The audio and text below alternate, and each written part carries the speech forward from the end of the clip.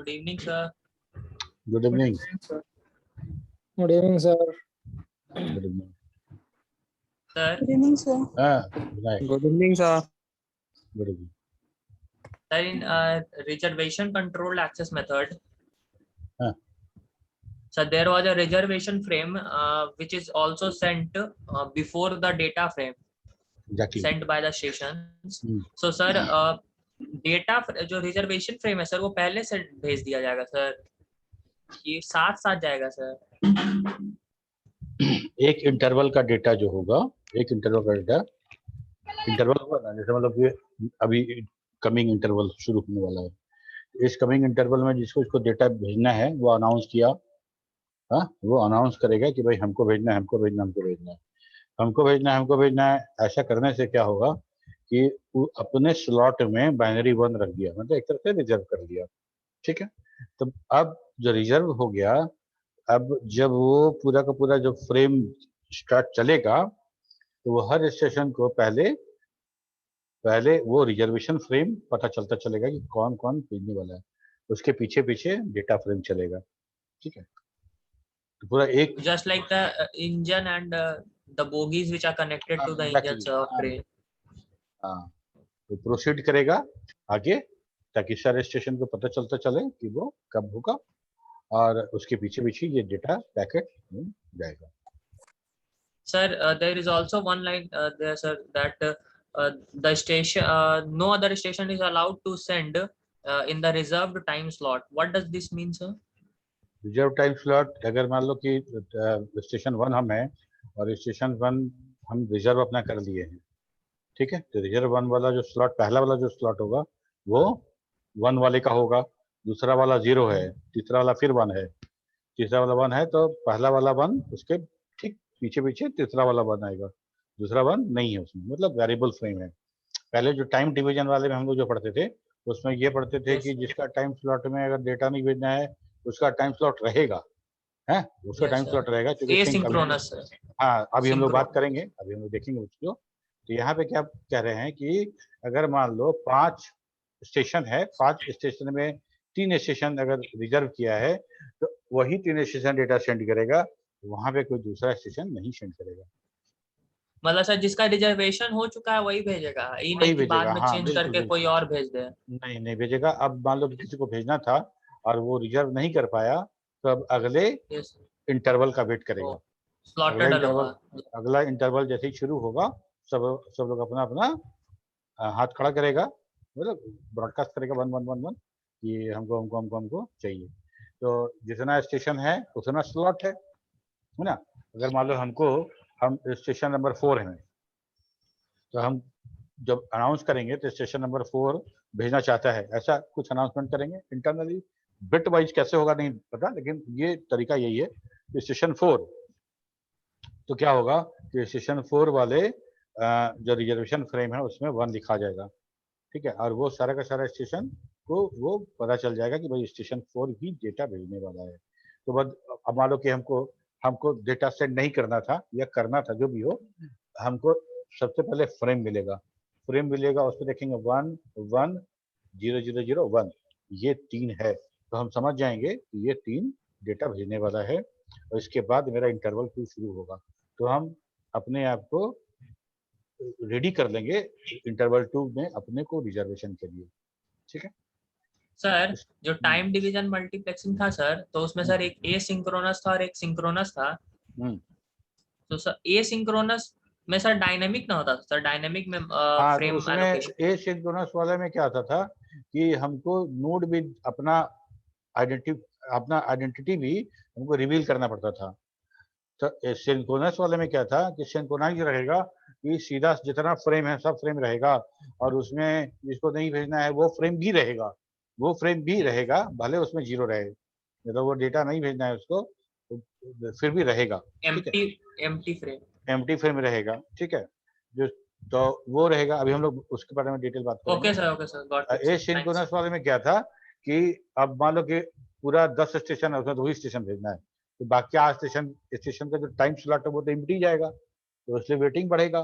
तो तब उस जगह पे हम लोग एसिंक्रोनस बात कर रहे थे। जब एसिंक्रोनस बात करेंगे तो हमको बताना पड़ेगा कि कौन सा डेटा सेंड करना है, कौन सा स्टेशन का डेटा सेंड होने वाला है। ठीक है, thank you sir. sir. Yes The identity reveal means है, बोलो। the identity reveal means तो मल्टीप्लेक्सिंग वाला पीडीएफ निकाल के देखना, समझ में आ जाएगा। तो आइडेंटिटी रिवील करने का मतलब कि अगर हम स्टेशन 1 है या स्टेशन 2 है, हमको बताना पड़ेगा। पहले सिलसिलेवार ढंग से चल रहा था, सबका सीट अलग अलग था, या रोल नंबर 1 बैठेगा या रोल नंबर 2 बैठेगा, रोल नंबर 3 बैठेगा। लेकिन अगर ऐसा नहीं रहे, कोई कहीं बैठेगा, तो हमको बताना पड़ेगा, पूछना पड़ेगा कि भाई तुम कौन रोल नंबर हो जो रोल नंबर 3 के सीट पे बैठे हो। तो सर रोल नंबर 3 नहीं आया था, हम रोल नंबर 4 हैं, उसके सीट पे बैठ गए। यही रिवील करना मतलब अपने आप को बताना पड़ेगा कि हम जो डेटा सेंड कर रहे हैं एसिंक्रोनस में, कि हम स्टेशन नंबर कौन है। ठीक है, एक बार तुम पीडीएफ देख लेना, सारा क्लियर हो जाएगा।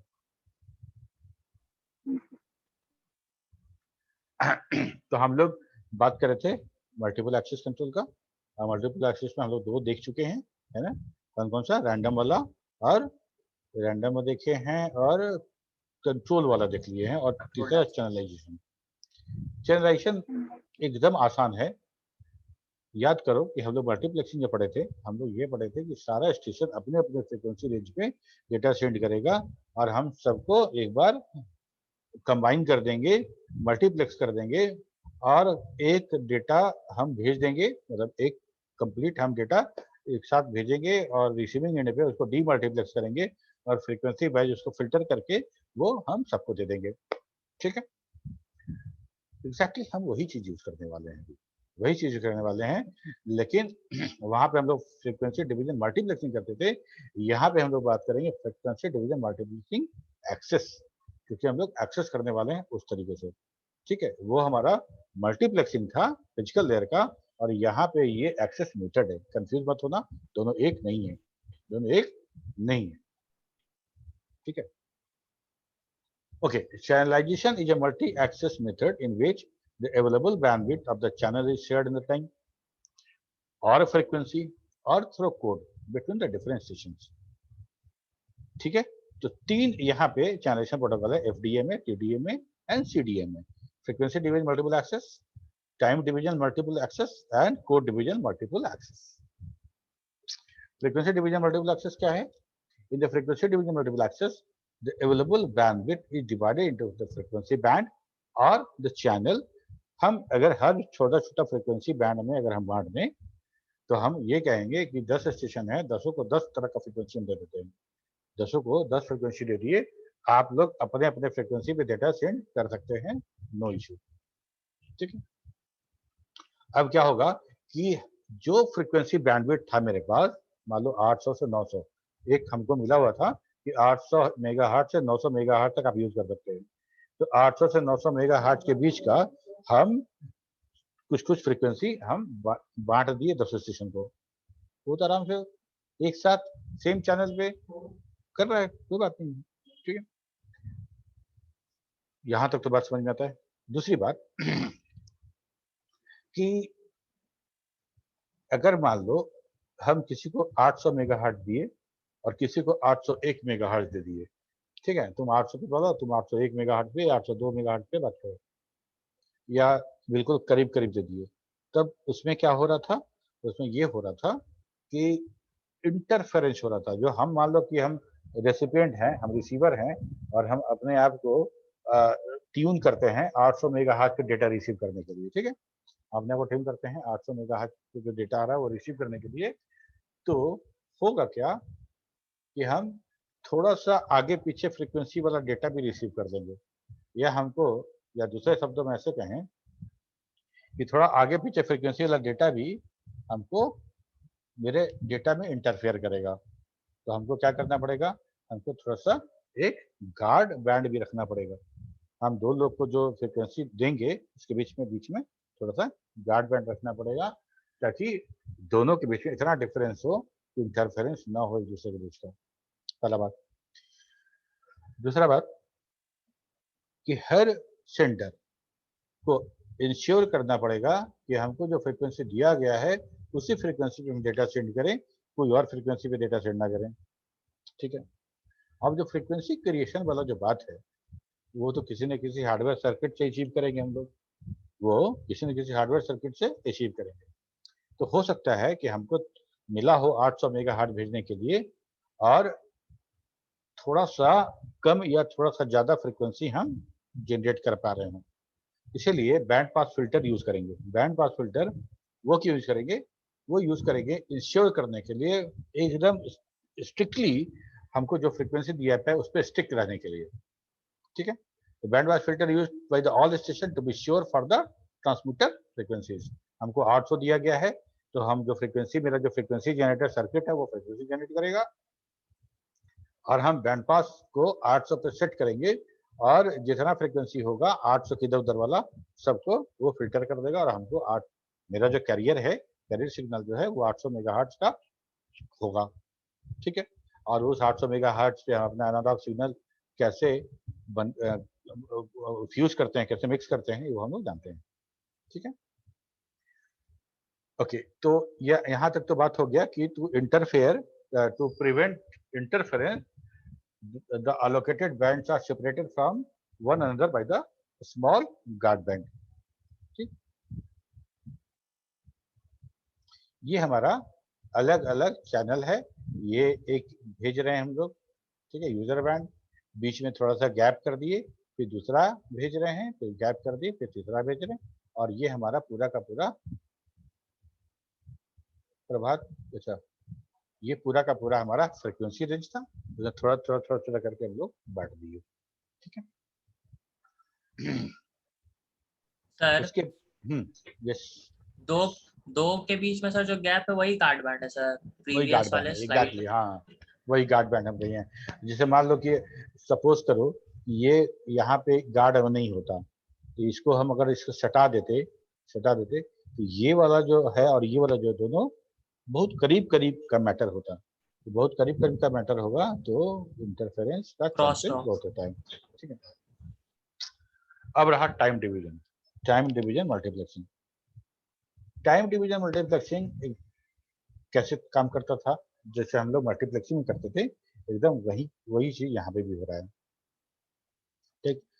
यहाँ टाइम डिवीजन मल्टीपल एक्सेस है, वहाँ पे टाइम डिवीजन मल्टीप्लेक्सिंग था।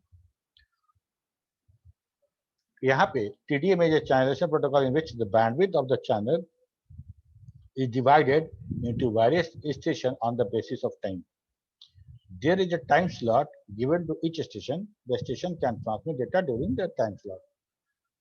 मान लो कि 10 स्टेशन है और हम 5-5 मिनट का स्लॉट बनाते हैं, 5-5 मिनट का स्लॉट बनाते हैं, तो स्टेशन 1 10 बज से शुरू करके 10:05 तक डेटा सेंड करेगा उस टाइम स्लॉट में। 10:05 के बाद अब स्टेशन 2 भेजेगा, 10:05 खत्म हुआ, 10:05 से शुरू हुआ ये, और 10:10 तक ये भेजा, 10:10 से 10:15 कौन भेजेगा? स्टेशन 3 भेजेगा, ठीक है। ऐसा करके हर स्टेशन के लिए वो टाइम स्लॉट बनाया जाएगा, हर स्टेशन के लिए टाइम स्लॉट बनाया जाएगा, एक के बाद दूसरा, दूसरा बाद तीसरा। और चूंकि जिस समय स्टेशन 1 भेज रहा होगा उसमें कोई और स्टेशन नहीं भेज रहा होगा, फुल फ्रीक्वेंसी, फुल बैंडविड्थ वो यूज कर पाएगा, वहां पे कोई और शेयर करने वाला तो होगा नहीं, क्योंकि हम 10 से 10:05 तक टाइम स्लॉट मेरे लिए है, तो हम पूरा बैंडविड्थ यूज करेंगे और उस समय उस बैंडविड्थ को कोई और शेयर नहीं करेगा, ठीक है। Each station must aware of its beginning of the time slot and the location of the time slot. कौन सा टाइम स्लॉट मेरा है, ठीक है, और लोकेशन कहाँ पे है मेरा, ये सब स्टेशन अवेयर रहेगा, ठीक है। एक प्रॉब्लम यहाँ क्या था, वही वाला जो भी हम लोग बात कर रहे थे, टीडी में require synchronisation between different station. Synchronisation आवश्यक था। सिंक्रोनाइजेशन आवश्यक कैसे था?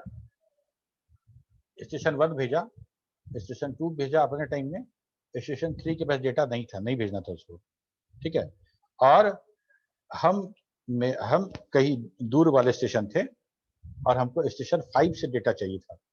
स्टेशन 5 का हम सॉरी 1 2 3 हाँ, स्टेशन 4 से हम डेटा एक्सपेक्ट कर रहे थे, स्टेशन 4 से हम डेटा एक्सपेक्ट कर रहे थे।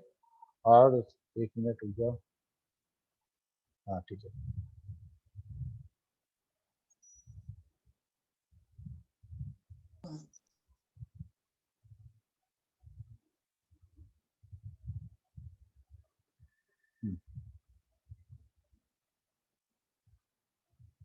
हम स्टेशन 5 से डेटा सेंड कर रहे थे और हमको ये पता था कि 5-5 मिनट का स्लॉट दिया गया है, तो स्टेशन 5 का स्लॉट कब आएगा? तो 10 से 10:05 पहला, 10:05 से 10:10 दूसरा, 10:05 से 10:10 से 10:15 तीसरा, 15 से 20 चौथा, 20 से 25 वाला पांचवा। ठीक है, तो हम दूर कहीं बैठे थे, उसी नेटवर्क में दूर पे थे और हमको फिफ्थ सिस्टम से स्टेशन 5 से डेटा चाहिए था, तो हमको समझ में आ गया कि भाई 10:25 पे ये डेटा हमको मिलेगा। लेकिन अब सोचो कि स्टेशन 1 डेटा भेज दिया 10 से 10:05 में, 10:05 जैसे ही खत्म हुआ तो 10 दूसरा स्टेशन डेटा भेजना शुरू किया, वो 10:05 से 10:10 तक इंगेज रखा चैनल को। सिस्टम 3 जो था उसको डेटा नहीं भेजना था, बोला हमारे पास डेटा नहीं है, हमारे पास डेटा नहीं है। तो स्टेशन 4 बोला अच्छा तुम्हारे पास डेटा नहीं है तो हमको भेजने दो अपनी जगह पे। ठीक है, तो बोला ठीक है, तो स्टेशन 4 भेज दिया उसकी जगह पे, तो स्टेशन 5 भेज दिया स्टेशन 4 की जगह पे। तो हो गया क्या कि स्टेशन 5 तो भेज दिया 10 से 20 में और हम तो वहां 10:25 का इंतजार कर रहे थे, तो हम तो डेटा मिस कर जाएंगे। यस और no? Yes sir. Yes sir. ठीक है, Yes, sir. तो यहाँ पे हो क्या रहा था कि जिस स्टेशन को डेटा नहीं सेंड करना था, जिस स्टेशन को डेटा नहीं सेंड करना था उसका टाइम स्लॉट भी रहेगा। ठीक है, उसका टाइम स्लॉट भी रहेगा, उस टाइम स्लॉट में कोई डेटा सेंड नहीं करेगा। ठीक है, 5 मिनट नहीं ना, हम तो मिली सेकंड की बात करते हैं ना, मिली सेकंड की बात करते हैं, उतने ही में हम स्टेशन स्विच कर लेते हैं। तो अब क्या है कि स्टेशन 3 के पास डेटा नहीं था, नहीं सेंड करना था, लेकिन उसका 5 मिनट का स्लॉट ऐसे ही रहेगा। स्टेशन 4 को इंतजार करना पड़ेगा अपने स्लॉट को। Every station must aware of its beginning of time slot. ठीक है, यही बात हम लोग सिंक्रोनस मल्टीप्लेक्सिंग में यही काम कर रहे थे, वहां पे यही काम कर रहे थे कि जिसको नहीं सेंड करना है वो अपने स्लॉट में 0 रखेगा, लेकिन स्लॉट उसका रहेगा, उसका स्लॉट हटाएंगे नहीं। ठीक है, तो इस तरह से क्या होगा कि जब सिस्टम 5 का स्टेशन 5 का जब टाइम आएगा तो अपने टाइम में डेटा सेंड करेगा और इसी इसी चीज को लेके सारे सिस्टम आपस में सिंक्रोनाइज हैं, आपस में तालमेल बिठाया हुआ है, सिर्फ इसीलिए कि भाई सब अपने अपने टाइम पे डेटा सेंड करेगा, कोई जिस पर डेटा नहीं भी होगा वो भी डेटा वैसे ही सेंड करेगा। ठीक है,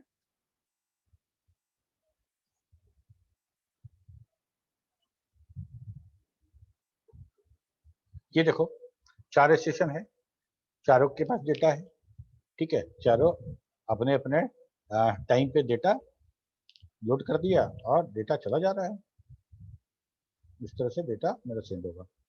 ठीक है, ये जो हम बात कर रहे हैं एफडीए में और टीडीए में, ये दोनों ये जो चैनलाइजेशन है ये दोनों हमारे मोबाइल नेटवर्क में यूज होता है। ये हमारे मोबाइल नेटवर्क में यूज होता है।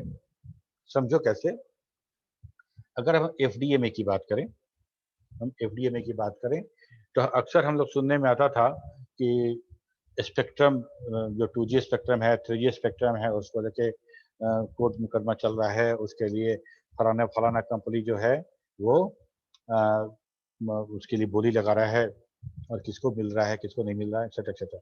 ठीक है, तो हमारे पास वो फ्रिक्वेंसी रेंज इन्फिनाइट नहीं है, इन्फिनाइट नहीं है। बहुत सारा रीजन है कि हमारा जितना भी फ्रिक्वेंसी है सारा का सारा मोबाइल नेटवर्क को तो नहीं दे सकते हैं, और भी बहुत सारा है। रेडियो भी यूज करेगा, वायरलेस भी है, पुलिस सेना भी यूज टेलीविजन करती है, से टेलीविजन यूज होता है, सैटेलाइट के लिए भी यूज होता है, बहुत सारा चीजें। तो टावर और मोबाइल हैंडसेट के बीच का जो वार्तालाप होगा, वो जो डेटा कम्युनिकेशन होगा, और तमाम कंपनियां हैं, बहुत सारी कंपनी है, तो उस सब कंपनी के बीच में जो डिस्ट्रीब्यूशन होगा उसके लिए कैसे काम करेंगे, तो उसको स्पेक्ट्रम बोलते थे, स्पेक्ट्रम बोलते थे। तो सारी कंपनियों को एक रेंज अलॉट किया जाता था, एक रेंज अलॉट कर दिया जाता था। तो जैसे फॉर एग्जांपल हम ये बोले कि भाई ऐसा है कि कंपनी 1 है, उसको 800 से 850 मेगाहर्ट्ज आप ले जाइए, है ना, और 851 से 900 मेगाहर्ट्ज तुम ले जाओ, और 900 से तुम ले जाओ, ऐसे करके हम बांट दिए। ठीक है, अब कोई एक कंपनी को कंसीडर करते हैं और उसको दिया गया 800 से 850 मेगाहर्ट्ज, 800 से 850 मेगाहर्ट्ज, और वो कंपनी 800 मेगाहर्ट्ज पे बात करा सकती है, 801 मेगाहर्ट्ज पे बात करा सकती है, 802 पे बात करा सकती है, बीच में थोड़ा सा गार्ड बैंड भी रखेगी। ठीक है, तो रफली हम ऐसा समझते हैं कि एक बार में वो 50 लोगों को बात करा सकती है। ठीक है, क्या कि उसको 800 से 850 ही मिला है। तो 800 से 850 मिला है, 50 लोग को बात करा सकती है एक बार में। तो क्या ये सफिशिएंट है किसी मोबाइल कंपनी के लिए कि एक बार में 50 लोग ही No, बात करें कहीं पे? no sir. नहीं। ठीक है, तो मोबाइल कंपनी ने क्या किया कि सेलुलर फोन करते, मोबाइल मतलब क्या होता है कि मोबाइल मतलब चलायमान, गतिशील, गतिमान, है ना। तो हम लोग मोबाइल तो बोल देते हैं इसको, इसलिए कि हम उसको लेके मोबाइल करते हैं, लेकिन एक्चुअली ये सेलुलर फोन है, सेलुलर नेटवर्क है। और सेलुलर नेटवर्क कैसे हुआ कि एक एक हेक्सागोनल जैसा सेल, हनीकॉम्ब जैसा होता है ना, हनीकॉम्ब, हाँ, छत्ता जो देखते हैं हम लोग मधुमक्खी का, वैसा पूरा का पूरा शहर में वो सेल बनाया जाता है। वो सेल बनाया जाता है, और सेल इसलिए बनाया जाता है कि उस फ्रीक्वेंसी को वो कंपनी उस सेल में यूज करेगी, इस सेल में उसको रीयूज करेगी, इस सेल में भी रीयूज करेगी। ठीक है, इस तरह से हमारा मोबाइल नेटवर्क काम करता है। अगर मान लो किसी शहर में अगर इस तरह का जो सेल है वो 100 सेल बनाते हैं, 100 सेल बनाते हैं, और हम एक बार में 50 लोग को बात कर सकते हैं। तो हम बोरिंग रोड वाला एरिया है, वहां पे वो 50 फ्रिक्वेंसी है, 50 लोग बात कर रहे हैं। ठीक है, राजापुर वाला एरिया है, वो दूसरा सेल में आता है, उसी 50 फ्रिक्वेंसी को यूज कर रहे हैं हम लोग, वहां 50 लोग बात कर रहे हैं। ठीक है, ऐसे जितना जितना सेल है सब लोग 50 लोग बात कर रहे हैं। अगर टोटल 100 सेल है, 100 बीटीएस लगा हुआ है, तो हम कहेंगे 50 इंटू 100 लोग बात कर रहे हैं वहां पे। ठीक है, ये भी सफिशिएंट नहीं है, ये भी सफिशिएंट नहीं है। तो एफडीए भी समझ में आ गया फ्रीक्वेंसी कैसे बात होता था। एक और इशू इसमें था, एक और चीज था इसमें कि मान लो हम सेल 1 में हैं, और हम जैसे ही फोन आया, फोन ऑन किए, हमको 825 मेगाहर्ट्ज अलॉट कर दिया गया फ्रीक्वेंसी, और हमारी बात होने लगी, और हम बाइक पे चले जा रहे थे।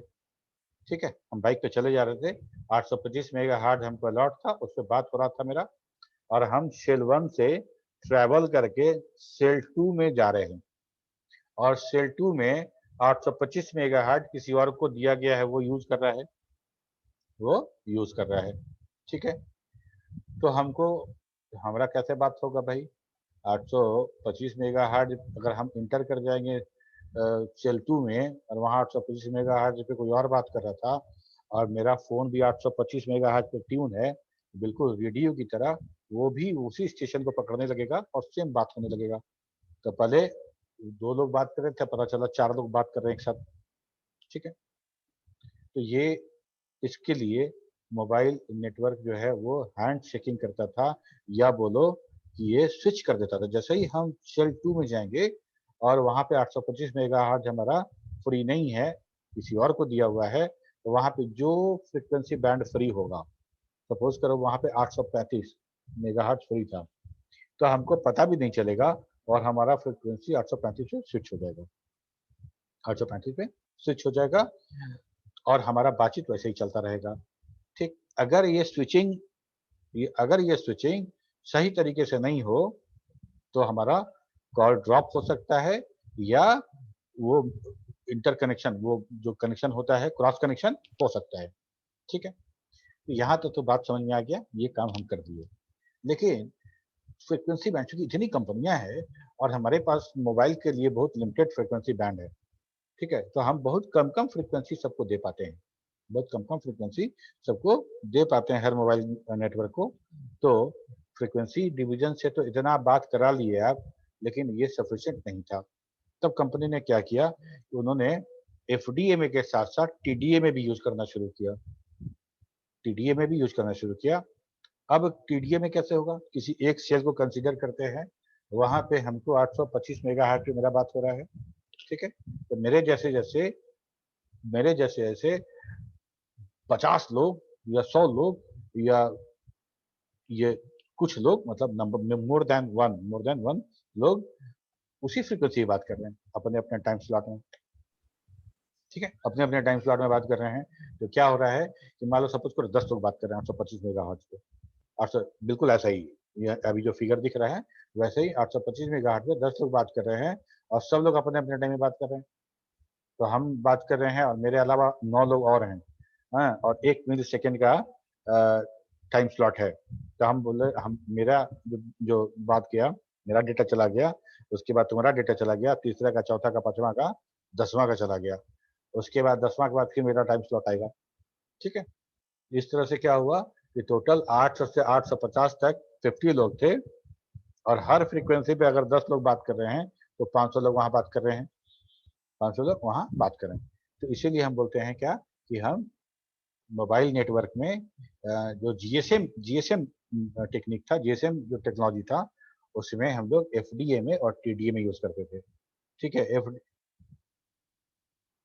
हाँ, ये यूज करते थे। तो जीएसएम जो इंडिया में यूज होता है तो जीएसएम 900 बैंड कहते हैं और जीएसएम 1800 बैंड, दो तरह का बैंड यूज करते हैं हम लोग यहाँ पे जीएसएम में। तो 1900 वाला जो जीएसएम बैंड था उसमें जो अपलिंक करते थे, मतलब अपलिंक मतलब हम मेरा जो डेटा अपलोड हो रहा है मतलब जा रहा है वो 890 से 915 मेगाहर्ट्ज पे था और डाउनलिंक वाला जो था वो 45 मेगाहर्ट्ज के अंतर पे था, जो ज्यादा था 935 से 960 मेगाहर्ट्ज, क्योंकि ये फुल डुप्लेक्स चैनल था, फुल डुप्लेक्स चैनल था और फुल डुप्लेक्स चैनल में हमको एक साथ दोनों डेटा आ जा सकता है, यही तो पढ़े हम लोग, है ना।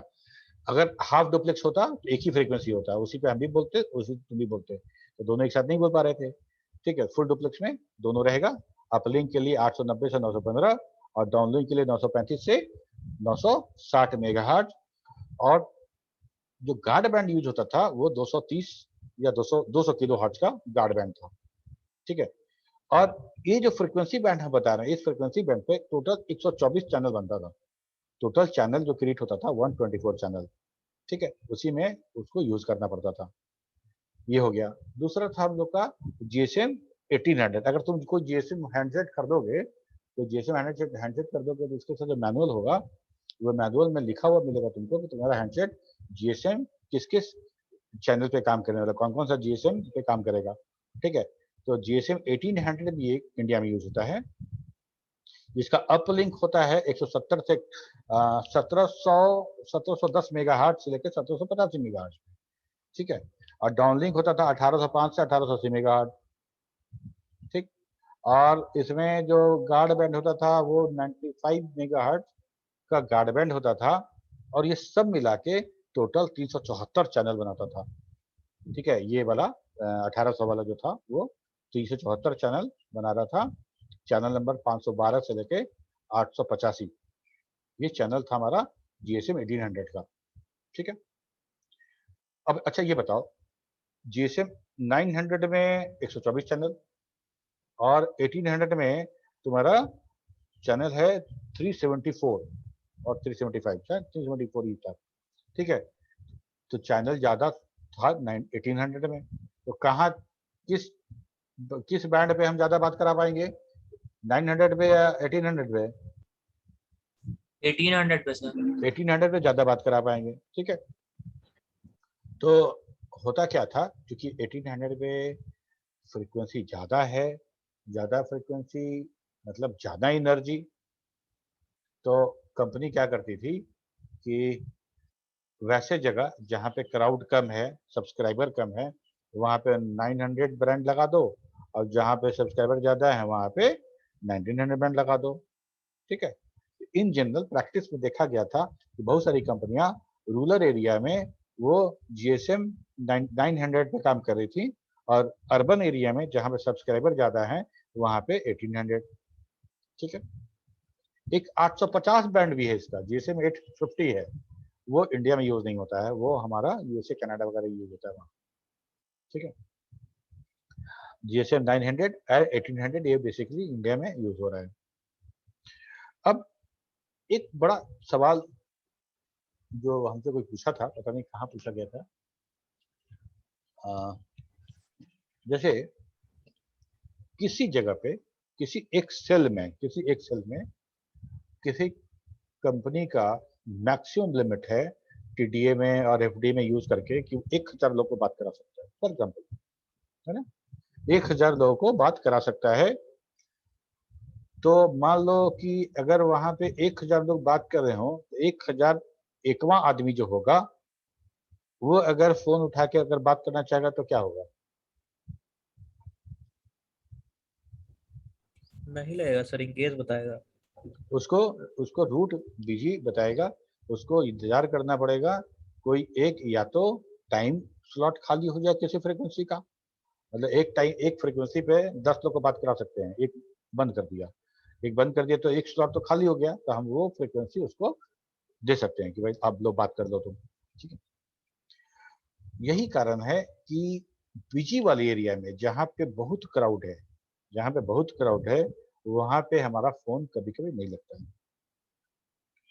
एक बार ऐसा सोच के देखो कि किसी पॉलिटिकल पार्टी का वो है, क्या बोलते हैं उसको, भाषण वाषण या रैली वाले कुछ है गांधी मैदान में, और गांधी मैदान में एक साथ 10-15 हजार लोग जुट गए, 10-15 हजार लोग जुट गए, तो उनके पास किसी नेटवर्क का फोन क्यों ना हो, उस गांधी मैदान जिस सेल में आ रहा है उस सेल में अगर सब लोग अपना फोन लगाए हुए हैं तो पूरा सब लगा हुआ है, उस सेल में तुम्हारा फोन नहीं लगेगा जब तक कोई फ्रिक्वेंसी या कोई टाइम मेरा खाली नहीं होता है, ठीक है। तो यही ऐसा होता है कि जब तुम बहुत ज्यादा बिजी एरिया में जाओ तो तुम्हारा फोन नहीं लगता है, फोन नहीं लगता है क्योंकि कोई चैनल खाली नहीं है। लाइन बिजी बताता है सर। हाँ, यहाँ पे बात 1800 बात करें तो टोटल 374 चैनल है, उधर 124 चैनल है, आखिर कितना बात कराएगा, है ना।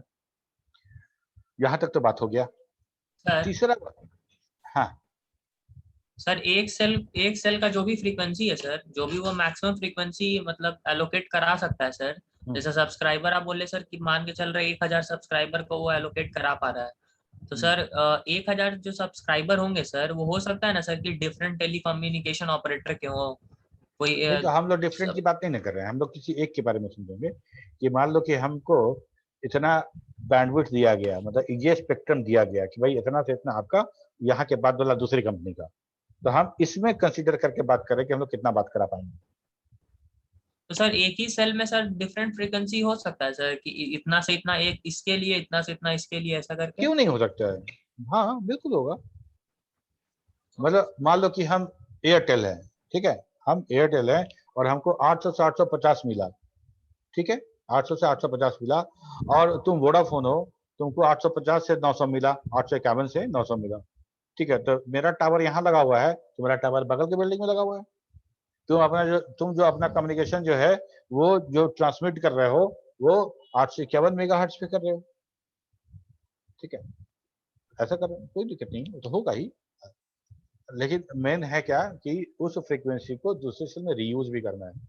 एक और बात, रीयूज करना हमारा मजबूरी दो तरह से, एक तो है क्या कि बहुत कम फ्रीक्वेंसी है, अगर पूरे पटना में एक टावर हो और एक टावर से पूरे पटना को हम अगर हैंडल करना चाहें तो दो प्रॉब्लम होगा, वो ये कि फ्रीक्वेंसी हम रीयूज नहीं कर पाएंगे, फ्रीक्वेंसी छोटे छोटे सेल में रीयूज नहीं कर पाएंगे। दूसरी बात कि हमारा हैंडहेल्ड डिवाइस है, हैंडहेल्ड डिवाइस, इसको डेटा कितनी दूर सेंड करना है, हमको अगर डेटा सेंड करना है तो हम अगर यहाँ से इस मोड़ पे, मेरे घर से अगर 500 मीटर दूर अगर टावर है तो इस सेल से उस सेल उस टावर तक डेटा सेंड करने में जो इसको एनर्जी खर्च करनी पड़ेगी, और अगर यहाँ से इस सेल को स्टेशन पटना जंक्शन के पास वाले टावर को डेटा ट्रांसमिट करने के लिए जो एनर्जी खर्च करनी पड़ेगी, किसमें ज्यादा लगेगा? पटना जंक्शन वाले। पटना जंक्शन वाले पे ज्यादा लगेगा, ठीक है। तो हमारा हैंड हेल्ड डिवाइस है जो बैटरी ऑपरेटेड है, इस पे पावर ऑप्टिमाइजेशन भी एक प्रॉब्लम है। अगर हम ऐसा करेंगे तो हमको हर एक दूसरे कॉल के बाद मोबाइल रिचार्ज करना पड़ेगा, फोन चार्ज करना पड़ेगा, है ना। तो एक प्रॉब्लम ये भी है, इसीलिए छोटा छोटा सेल बनता है ताकि हमारा जो हैंडहेल्ड डिवाइस है उसका पावर ऑप्टिमाइजेशन बना रहे, ठीक है। हमको यहाँ से सर बगल हेलो अब सामने वाले, एक मिनट, सामने वाले हेलो घर पे अगर हमको डेटा ट्रांसमिट करना है तो कम पावर लगेगा, ठीक है। यही कारण होता है ना कि जब हम लोग बहुत दूर 2 या 3 टावर आता रहता है, नहीं आता कि बहुत मतलब हम मेरा जो बीटीएस है बहुत दूर है, तो छोटा-छोटा टावर आ रहा है मतलब बहुत दूर है। उस कंडीशन में हमारा बैटरी ड्रेन बहुत फास्ट होता है, क्योंकि हमारे मोबाइल को बहुत दूर तक ट्रांसमिट करना पड़ रहा है। हाँ, पूछो कौन पूछ रहा था अभी? सर बोल रहे थे फिर से सर, फिर से रिपीट करने के लिए। किस चीज को? यही सर अभी जो समझा रहे थे। अरे बाप रे, आधा घंटा जो बताएं, आधा घंटा फिर तो बताएं। आधा घंटा नहीं सर, अभी जो पटना वाला एग्जांपल नहीं दे रहे थे, पटना जंक्शन। हाँ अच्छा, अब मान लो कि तुम खड़े हो और हम खड़े हैं, मेरे और तुम्हारे बीच में 10 फीट का दूरी है, ठीक है। अब विनायक जो है 50 फीट पे खड़ा है, हमको बॉल फेंकना है, कैचा कैची खेल रहे हो, ठीक है, तो हम तुमको तो बड़ा आराम से फेंक देंगे। अब विनायक तक Yes, पहुंचाने के लिए हमको तो कितना ताकत लगाना पड़ेगा, है ना? बहुत लगे तब पर भी नहीं होगा। हाँ, बहुत ताकत Yes, लगाना sir. पड़ेगा तब वहां तक पहुंचा पाएंगे। तो वही बात हो रहा है यहाँ पे कि अगर मेरे मोबाइल फोन को ट्रांसमिट करना है डेटा, ठीक है, ट्रांसमिट करना है डेटा, और चूंकि हमको पता है कि वायरलेस डेटा ट्रांसमिट करने के लिए हमको जो वेव बनाना है, फ्रीक्वेंसी क्रिएट करना है, वो nothing but electromagnetic energy, electromagnetic energy, ठीक है। तो हम इतनी एनर्जी प्रोड्यूस कर पाए कि वो स्टेशन तक पहुंच पाए हवा में, ताकि वहां पे और स्टेशन तक पहुंच पाए और एनर्जी मेंटेन रखे होते ना, तब वहां पे मेरा जो रिसीवर है वो रिसीव कर देगा, ठीक है। और हमको कम दूर Yes, भेजना है तो हमको जाहिर सा बात है कम एनर्जी खर्चा करना पड़ेगा। हमको मेरे बगल में बैठे आदमी से बात करना है तो फुसफुसा के बात कर लेंगे, लेकिन yes, हमको sir. क्लास में बात करना है, पिछले वाला बेंच सुनाई दे इसलिए वो चिल्ला के बात करना पड़ता है, यही बात है।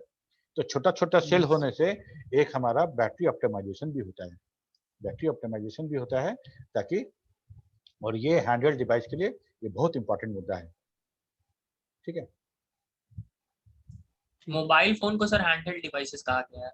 हाँ, हैंड मतलब हाथ में लेके घूमने वाला डिवाइस, हाथ में, देखिए लैपटॉप भी हमारा हैंड हेल्ड डिवाइस है ना, लैपटॉप Yes. भी हम इसको भी यूज करते हैं।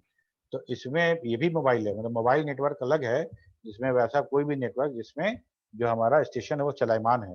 नेटवर्क भी 2-3 है, ये तो हम लोग कंप्यूटर नेटवर्क पढ़ रहे हैं। एक हमारा मोबाइल नेटवर्क हो गया, एक इको सेंसर नेटवर्क हो गया, जो छोटा छोटा सेंसर का जो नेटवर्क बनता है वो, ठीक है। खैर, यहाँ तक तो बात हेलो समझ में सर। आ गई। हाँ बोलो। सर अपलिंक डाउनलिंक क्या होता है? अपलिंक एंड डाउनलिंक क्या होता है, कौन बताएगा, बताओ। सर हम्म सर अपलिंक मीन सर जैसे कि सर यहाँ से किसी को हमको भेजना है तो सर अपलिंक हो गया। जैसे सर कैसे सर ट्रेन होता है ना सर, एक हम्म अप होता है एक डाउन होता है सर, दो हम्म, डेस्टिनेशन के हम्म, बीच में सर। तो वही चीज होता है सर अपलिंक और downlink sir, just similar to that sir. Hmm. अब इसको ऐसे समझो, और थोड़ा बहुत अच्छा बोले तुम, इसको थोड़ा सा और एलोबोरेट कर देते हैं। हम लोग चैनल पढ़े थे simplex, half duplex and full duplex. Simplex वाले में एक तरफ का डेटा था, वन वे ट्रैफिक था। हाफ डुप्लेक्स में दोनों आदमी बात करते थे, लेकिन बारी बारी से, ठीक है, दोनों बारी बारी से बात करते थे। अगर दोनों लोग बात करें बारी बारी से, इसका मतलब हो गया कि हमारा ट्रेन नेटवर्क में एक बार याद ऐसा याद है ना कि सिंगल लाइन होता था, एक बार में अगर ट्रेन जा रही है तो जा रही है, चल जाएगी तब उधर वाली आएगी, याद है, पहले पटना गया ऐसा ही यस था। सर। बेस बैंड, बहुत बेस बैंड। नहीं, बेस बैंड नहीं, ठीक है। तो हम लोग क्या कर रहे थे कि हम बात करेंगे, मान एक ही हमारे और तुम्हारे बीच वाकी टाकी है, और वाकी टाकी सिर्फ एक फ्रिक्वेंसी पे फिक्स है ना, वो एक फ्रिक्वेंसी के फिक्स है। तो हम क्या करेंगे, एक ही फ्रिक्वेंसी है, या तो हम बोले या तो तुम बोलो, है ना।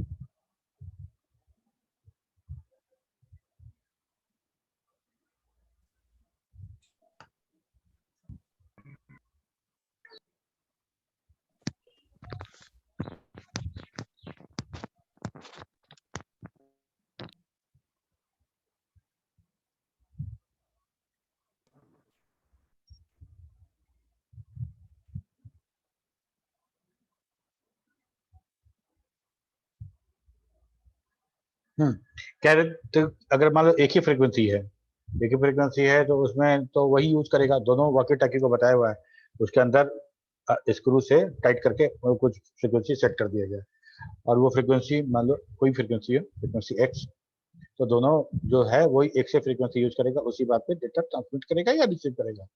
ठीक, तो हम लोग या तो बात कर बोल सकते हैं तो सुन सकते हैं, लेकिन अगर डेटा फुल डुप्लेक्स है, डेटा जा भी सकता है और आ भी सकता है, ये कंडीशन है, तो हमको दो अलग अलग फ्रीक्वेंसी देना पड़ेगा। इस फ्रीक्वेंसी में डेटा जाएगा और इस फ्रीक्वेंसी में डेटा आएगा। ठीक है, तो जिससे डेटा हम सेंड कर रहे हैं, डेटा हम भेज रहे हैं अपलिंक, और डेटा डाउनलोड कर रहे हैं तो डाउनलिंक। ठीक है, जैसे हमको कोई चीज, कोई फाइल डाउनलोड करना है, तो फाइल मेरे सिस्टम में आएगा ना, सिस्टम में Yes, sir. आएगा, तो सिस्टम में आएगा मतलब डाउनलोड कर रहे हैं तो डाउन लिंक। ठीक है, और मान लो हम किसी को मेल करने वाले हैं और मेल में हम कुछ फाइल अटैच किए हैं, तो वो तो मेरे सिस्टम से निकल के जा रहा है ना, मेरे सिस्टम से जा Yes, रहा है, sir. तो वो अपलोड हो रहा है, तो अपलिंक। ठीक है, यही डाउनलिंक एंड अपलिंक है।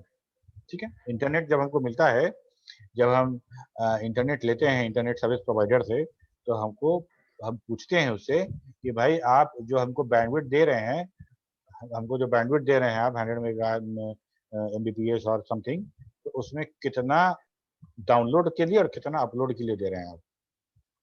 ठीक है, पूरा का पूरा हमको डाउनलोड के लिए नहीं मिलता है। अगर मान लो कि कोई हमको 100 एमबीपीएस हमको मिल रहा है स्पीड, तो हमको उसमें सारा का सारा डाउनलोड के लिए नहीं, कुछ अपलोड के लिए, कुछ डाउनलोड के लिए। ठीक है, तो हमको बोलेगा कि भाई 1:1 दे रहे हैं या 1:2 दे रहे हैं, ऐसा बताएगा। तो हम अगर 1:1 दे रहे हैं, मतलब जितना डाउनलिंक उतना अपलिंक दे रहे हैं, मतलब जितना मिल रहा है बैंडविड्थ, आधा डाउनलोड के लिए, आधा अपलोड, वैसे ही। ठीक है, समझ में आ गया बात? Yes, sir. Yes sir. तो इसलिए कि जितना आपको बैंडविड्थ मिलता है इंटरनेट सर्विस प्रोवाइडर से, पूरा का पूरा हम डाउनलोड में नहीं इस्तेमाल कर पाते हैं, क्योंकि उसका कुछ भाग जो है अपलोड के लिए रिजर्व है। अब इसके बाद आता है code division multiplexing. Code division multiplexing जो है हमारा, ये सीडीए में तुम लोग को पता है, ये भी हम लोग का मोबाइल टेक्नोलॉजी ही है, लेकिन थोड़ा डिफरेंट है, थोड़ा डिफरेंट टाइप का ये यूज करता है। यहाँ पे बात ये है कि कोड डिवीजन मल्टीप्लेट कहने का मतलब कि हम जितना मेरा बातचीत होगा, वो एक खास कोड में होगा, और वो कोड दोनों सेंडर रिसीवर के बीच में पता रहेगा। ठीक है, अगर उस कोड के बगैर उस बात को कोई नहीं सुन सकता है, उस कोड के बगैर उस बात को नहीं सुन सकते। ये बिल्कुल वैसा ही है कि शादी वादी का या कॉन्फ्रेंस हॉल है या शादी का हॉल है, वहां पे सब लोग बात कर रहे हैं, सब लोग अपने अपने भाषा में बात कर रहे हैं। ठीक है, सब लोग अपने अपने भाषा में बात कर रहे हैं, तो हल्ला सुनाई सबका दे रहा है, लेकिन हम यहाँ पे हिंदी में बात कर रहे थे, मेरे बगल वाला तमिल में बात कर रहा था, इधर इंग्लिश में बात हो रहा था, इधर बंगला में बात हो रहा था, और हमको वो सब भाषा नहीं समझ में आता है, और उन लोग को हिंदी समझ में नहीं आता है। सब लोग आपस में बात कर रहे हैं, कोई किसी का भाषा नहीं समझ रहा है, और हम ठीक से बात कर पा रहे हैं। ये था हमारा कोड डिवीजन मल्टीप्लेक्सिंग एक्सेस का। तो जितना भी मोबाइल कंपनी था, जो सीडीए में था, यूएमटीएस था, तो सारा का सारा यही टेक्नोलॉजी यूज करता था। जैसे कुछ कंपनी बताते हैं, तुम लोग रिकॉग्नाइज कर पाओगे, रिलायंस सीडीए में, Tata Indicom, Docomo, yes sir. और कौन था ये, WLL मोबाइल, WLL जो फोन आता है ना, BSNL का WLL हैंडसेट भी आता है, छोटा मोबाइल भी आता था उसका, है ना, एंटेना निकला हुआ, वो भी सीडीए में ही था मेरा। ठीक है, वो MTS कंपनी आया था, MTS, वो भी था यस हमारा सर। WLL। ठीक है, ये सारा का सारा वैसे ही काम करता था। तो इसमें स्पेक्ट्रम का बहुत बड़ा यूज नहीं था, बहुत कम स्पेक्ट्रम पे हम बहुत लोगों को बात करा सकते थे, बहुत कम स्पेक्ट्रम पे, सेम फ्रीक्वेंसी पे हम कितनों को बात करा दे, सब अलग अलग कोड पे, बात कर रहा है। तो ये बहुत एक समय था जिसका बहुत बोलबाला था और बहुत जबरदस्त रूप से ये काम हो रहा था। लेकिन जैसे जैसे हमारा बातचीत से आगे बढ़े, बातचीत ही नहीं, हमको डेटा चाहिए, वीडियो कॉन्फ्रेंसिंग चाहिए, ये सारा का सारा जब मेरा रिक्वायरमेंट बढ़ना शुरू हुआ तो सीडीए में उसमें थोड़ा सा पिछड़ने लगा, है ना। अब हम वीडियो को, ऑडियो को, कॉन्फ्रेंस को, वीडियो कॉन्फ्रेंस, सब चीज को अब हम कोड से तो नहीं बात कर सकते, हम बात करा सकते थे कोड को डिवीजन करके, लेकिन सारा काम हम नहीं करा पाते। इसीलिए अब धीरे धीरे ये टेक्नोलॉजी थोड़ा सा ऑब्सोलेट होता चला जा रहा है। लेकिन इसको हम लोग स्टार्टिंग में इसको बोलते थे ग्रीन टेक्नोलॉजी। ग्रीन टेक्नोलॉजी इसलिए कि ये बहुत हमारा एनवायरनमेंट, हमारा ये उसके लिए बड़ा अच्छा था, क्योंकि बहुत कम स्पेक्ट्रम में बहुत ज्यादा बात करा रहे थे। ओके सर, स्पेक्ट्रम कहने का मतलब सर? स्पेक्ट्रम कहने का मतलब कि सीरीज, मतलब हम तुमको सिर्फ एक फ्रीक्वेंसी अलॉट नहीं कर रहे हैं, हम range of the frequency allot कर रहे हैं तुमको, हम range of the frequency allot कर रहे हैं, इसको बोलते हैं स्पेक्ट्रम।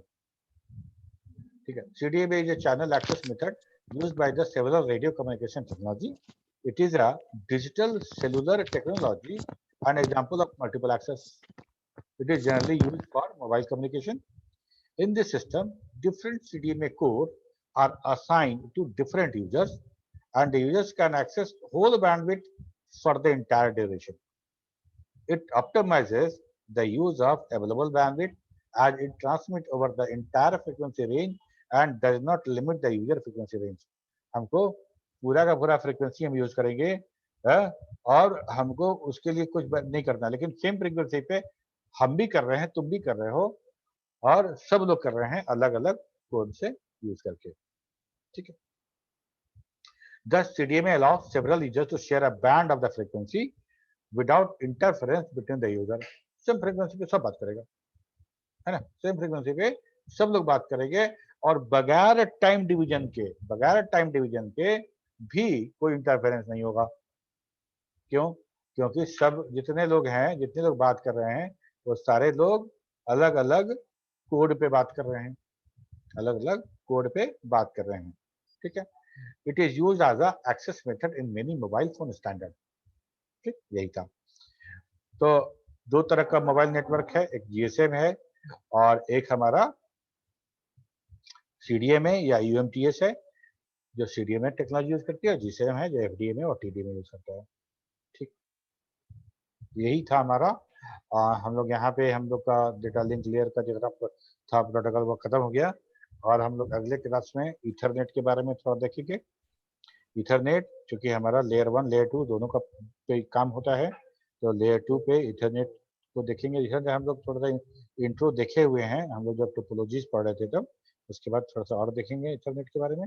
और Ethernet examination point of view से और इंटरव्यू के पॉइंट ऑफ व्यू से बहुत इंपॉर्टेंट है, तो उसको अगले क्लास में देखेंगे। यहाँ तक अगर किसी को कोई डाउट है तो पूछो।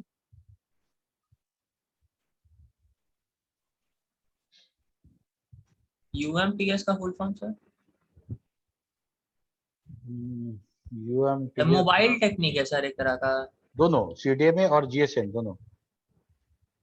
दोनों हमारा यूएमटीएस मोबाइल जो था सेम वो भी। सर, हाँ सर दोनों सेम वर्क करता है सर? कौन? मतलब ये सीडीएम एंड यूटीएमएस? यूएमटीएस भी सीडीएमए को ही कहते हैं, उसका फुल फॉर्म तो नहीं पता हमको, लेकिन वो सीडीएमए को ही कहते हैं। दोनों हमारा वो सीडीएमए टेक्नोलॉजी यूज करते हैं। ठीक है। सीडीएमए एक्चुअली तो एक्सेस मेथड है ना मेरा। ठीक, सीडीएम का भी फुल फॉर्म सर एक मिनट, जीएसएम मेरा एक्सेस मेथड तो नहीं है ना। जीएसएम यूज करता है एफडीएमए और टीडीएमए एक्सेस मेथड। ठीक है। सीडीएमए हमारा एक्सेस मेथड है, मल्टीपल एक्सेस मेथड है। यूएमटीएस मोबाइल का वो टेक्निक है जैसे जीएसएम है, लेकिन हम लोग सीडीएमए ही बोल देते थे। जितना मोबाइल था सब सीडीएमए था, कोड डिवीजन पे काम करता था, इसलिए सबको यूएमटीएस ना बोल के सीडीएमए बोल देते थे। ठीक है, ओके। सर जीएसएम का भी फुल फॉर्म हो? जीएसएम सर, जीएसएम का भी फुल फॉर्म हो? सर सेलुलर का मीनिंग टेल है। हाँ एग्जैक्टली, वो हेक्सागोनल टाइप का नहीं बनता है। अगर मधुमक्खी का छत्ता देखे होगे तो जैसे बना रहता है वैसे ही सेल होता है, तो वैसे ही सेल बनता है। और देखो सेल बनाने का कारण क्या है कि हम दो सेल की जगह नहीं छोड़ सकते हैं। अगर तुम रेक्टेंगल बना लो या फिर सर्किल बना लो, कुछ बना लो, तो बीच में कुछ एरिया है जो छूट जाएगा। हमको वो नहीं करना था, हमको सारा का सारा एरिया, विकास म्यूट करो, आवाज आ रहा है, तो वो काम करना था। हाँ, तो ट्रायंगुलर शेप में भी हो सकता है, लेकिन अब हमको ये तार तो है नहीं कि हम बोलेंगे भाई इधर जाओ तो यहाँ तक जाओ और इधर जाओ तो यहाँ तक जाओ। ट्रायंगल में थोड़ा मुश्किल था, इसीलिए हम लोग वो हेक्सागोनल टाइप का वो सेल बनाते थे। मधुमक्खी का जो छत्ता में जैसे बनाता है हेक्सागोनल, वही। ठीक है, ओके। तो सर फिनिश। हाँ सर सीजीएम का फुल फॉर्म भी, हाँ बोलो। सीजीएम का फुल फॉर्म भी सर हो? सीडीएमए, सीजीएम का फुल फॉर्म भी होगा सर? अरे अभी तो बताए, सीडीएमए का मतलब एक्सेस मेथड है ना, टीडीएमए, एफडीएमए, जी सीडीएमए, तुम पढ़े ना। सर, जीएसएम सर पूछ रहा है। GSM, sir GSM mobile technique है, ठीक है। हाँ इसका विनायक, तुम फुल कुछ फॉर्म बोल रहे नहीं थे। होता? विनायक कुछ बोल रहे हो?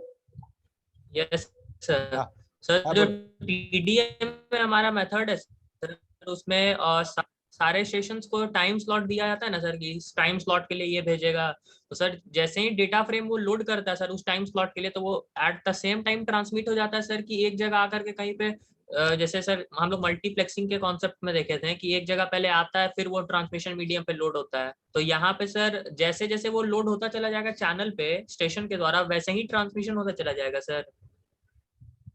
टीडीएमए के बारे में बोल रहे हो? Yes sir.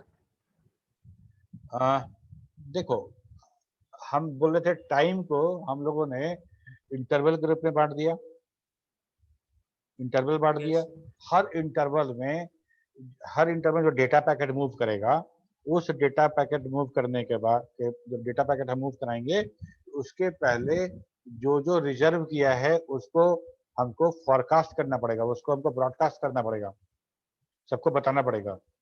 ठीक है, तो एक साथ जब जैसा ही हमारा वो शुरू होगा, क्योंकि इतना फास्ट काम होता है कि एक इंटरवल होगा हमारा, एक एक इंटरवल में आगे आगे हमारा रिजर्वेशन फ्रेम, उसके पीछे पीछे डेटा फ्रेम एक साथ। ठीक है, जैसे मान लो क्या हो गया कि हम